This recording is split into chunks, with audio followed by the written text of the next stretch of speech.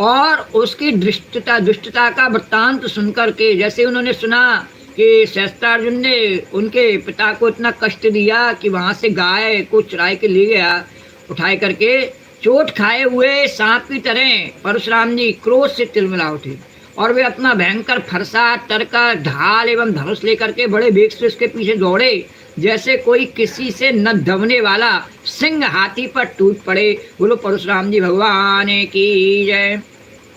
श्री कृष्ण गोविंद हरे मुरारी, हे नाथ नारायण वासुदेवाय। श्री कृष्ण गोविंद हरे मुरारी, हे नाथ नारायण वासुदेवाय। श्री कृष्ण गोविंद हरे मुरारी, हे नाथ नारायण वासुदेवाय। तमापतन्तं भृगुवर्यमोजसा धनुर्धरं बाणपरश्वमाय परश्वधायुधम् ईडेन चर्माम्बरमर्कधामभियुतं जटाभिर्दृशे पुरीं विशन् अचोतयध्वस्तिरथाश्वपत्यभिः गदासि बाणाष्टिशताग्निशक्तिभिः अक्षौहिणी सप्त दशातिभीषणा ताराम एको भगवान सूदय, ताराम एको भगवान सूदय। यतो यतौ सौ प्रहरत् परश्वधौ मनोनिलौजा परचक्र सूदना ततस्ततच्छिन्न भुजोरुकन्दरा निपेतुर्व्याहत सूत वाहना।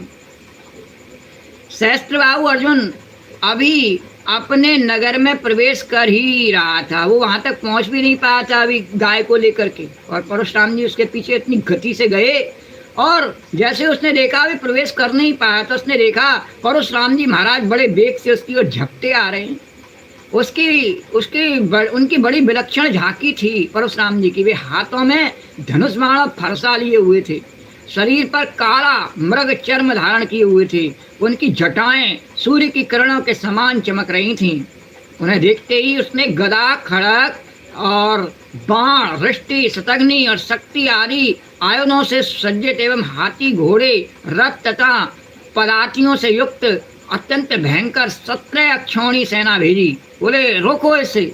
भगवान परशुराम ने बात की बात में अकेले उस सारी सेना को नष्ट कर दिया। बोलो परशुराम भगवान की जय।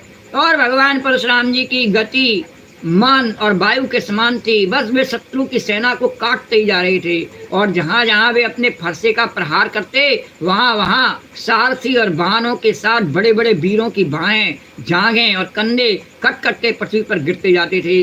बोलो परशुराम भगवान की जय।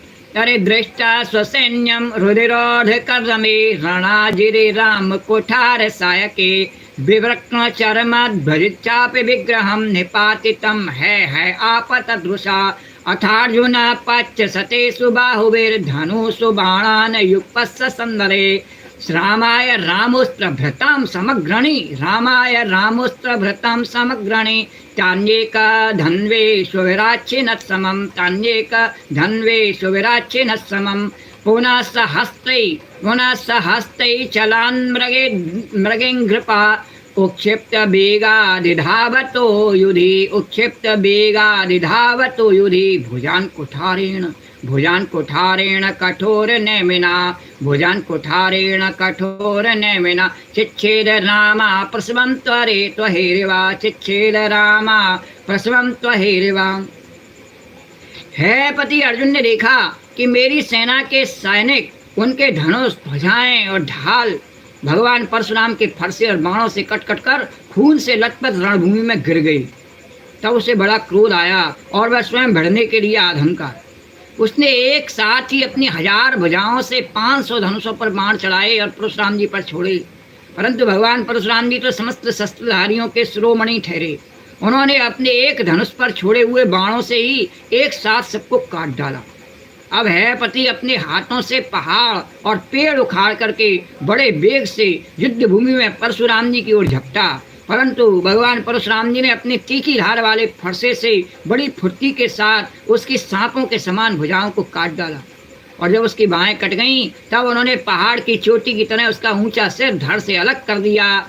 पिता के मर जाने पर उसके 10,000 लड़के डर कर भाग गए। बोलो परशुराम भगवान की जय। श्री कृष्ण गोविंद हरे मुरारी।